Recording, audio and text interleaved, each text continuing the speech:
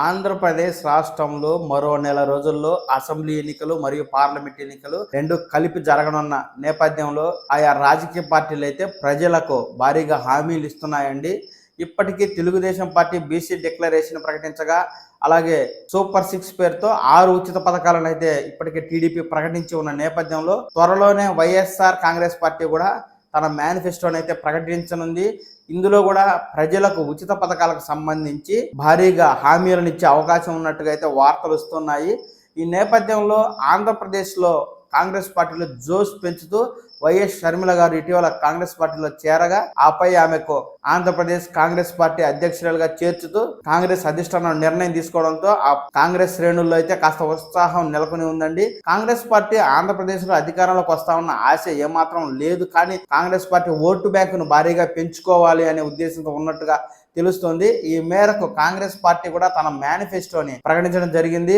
ఆంధ్రప్రదేశ్ లో కాంగ్రెస్ పార్టీ అధికారంలోకి వస్తే ఇందిరమ్మ అభయం పథకం అమలు చేస్తామని, ఈ పథకం ద్వారా ప్రతి ఆడబిడ్డకు 5,000 రూపాయలు నెల నెల అందజేస్తామంటూ వైఎస్ షర్మిల గారు అయితే కాంగ్రెస్ పార్టీ మేనిఫెస్టోని ప్రకటించడం జరిగిందండి. రాష్ట్రంలోని మహిళలందరికీ అంటే ఖచ్చితంగా ఏ ప్రభుత్వ పథకం రావాలన్నా రేషన్ కార్డు అనేది మ్యాండేటరీగా ఉంటుంది. మరి కుటుంబంలో ఎంతమంది మహిళలు ఉంటే అంతమందికి 5,000 ఇస్తారా, లేక ఒక కుటుంబానికి మాత్రమే ఒక మహిళను సెలెక్ట్ చేసి 5,000 రూపాయలు ఇస్తారా, అలాంటి వివరాలు అయితే ఏమి చెప్పలేదు. ఈ మేరకు కుటుంబానికి ఒక్కరనే గనక లెక్క వేసుకున్నట్టయితే దాదాపుగా 1 కోటికి పైగా రేషన్ కార్డులు ఉన్న ఆంధ్రప్రదేశ్లో దాదాపు ఈ పథకాన్ని అమలు చేయాలంటే సంవత్సరానికి 50,000 కోట్లు పైమాటే ఖర్చు అవుతుంది.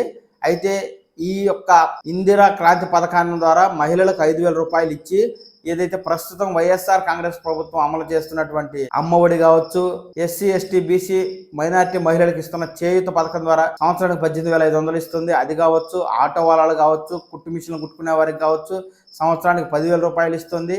అలాగే వైఎస్ఆర్ ఈబీసీ నేస్తం కింద అగ్రవర్ణ మహిళలకైతే నెలకు 15,000 రూపాయలు ఇస్తుంది. అలాగే చేనేత కార్మికులకు కూడా సంవత్సరానికి 24,000 రూపాయలు వైఎస్ఆర్ ప్రభుత్వం అయితే ఇస్తూ ఉందండి. మరి ఈ పథకాలన్నింటినీ అమలు చేస్తూ మహిళలకు నెలకు 5,000 రూపాయలు ఇస్తుందా కాంగ్రెస్ పార్టీ, లేక ఈ పథకాలన్నింటినీ రద్దు చేసి కేవలం 5,000 రూపాయలు మాత్రమే ఇందిరా క్రాంతి పథకం ద్వారా ఇస్తుందా అనే విషయాలు అయితే కాంగ్రెస్ పార్టీ వెల్లడించలేదు.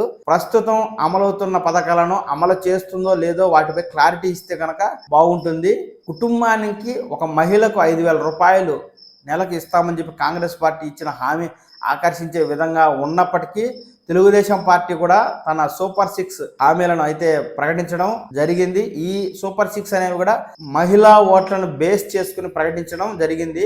ముఖ్యంగా మహిళలకు బస్సుల్లో ఉచిత ప్రయాణం కావచ్చు, ఎవరైతే చదువుకుంటున్నారో విద్యార్థులు అలాంటి వారికి సంవత్సరానికి 15,000 ఇస్తామని తెలుగుదేశం చెప్తుంది. ఇది వైఎస్ఆర్ కాంగ్రెస్ పార్టీ అమలు చేస్తున్నటువంటి అమ్మఒడి పథకానికి ఇది కొనసాగింపు అన్నమాట.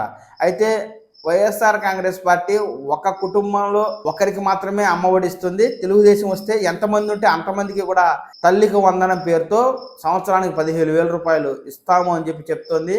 అలాగే కుటుంబంలో ఎంతమంది మహిళలు ఉంటే 18 సంవత్సరాలు నిండిన వారు అంతమందికి నెలకు 1,500 రూపాయలు ఇస్తామని చెప్పి తెలుగుదేశం పార్టీ కూడా ప్రకటించడం జరిగింది. ఇలా ఆయా పార్టీలు అయితే మహిళా ఓట్లను ఆకర్షించే విధంగానే ఎక్కువగా ఉచిత పథకాలను అయితే తీసుకొస్తున్నాయండి.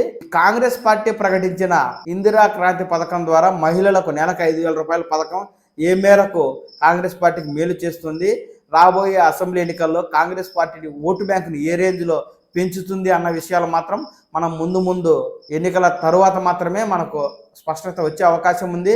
రాజకీయ పార్టీలు సంబంధించి ఏ మేనిఫెస్టో ప్రకటించినా వెంటనే దాని వివరాలు నేను మీకు తెలియజేస్తాను. ఈ సమాచారం మీకు కావాలి అనుకుంటే పవన్ టాక్స్ తెలుగు ఛానల్ని లైక్ చేయండి, షేర్ చేయండి, సబ్స్క్రైబ్ చేయండి. ఎప్పటికప్పుడు తాజా సమాచారాన్ని తెలుసుకోండి. నమస్కారం.